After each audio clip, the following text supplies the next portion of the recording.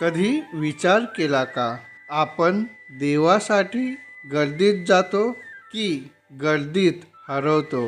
कोणी सांगितले म्हणून गर्दीचा भाग तर होत नाही ना?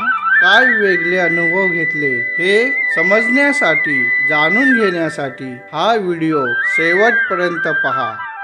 मंदिरात जाऊन आपण देव पाहतो, पण देव आपल्याला पाहतो का? खरं सांगा, शिर्डीला किती वेळा गेलात व काय पाहिले?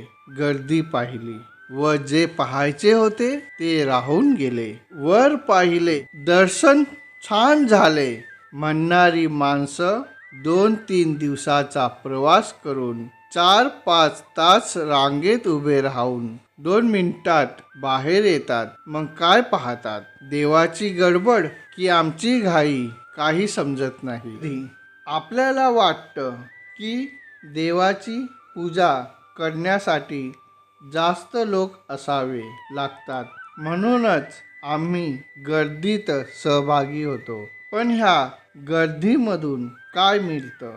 आपल्याला वेळेची, आपल्या धैर्याची आणि आपल्या मनाची योग्य दिशा मिळते का?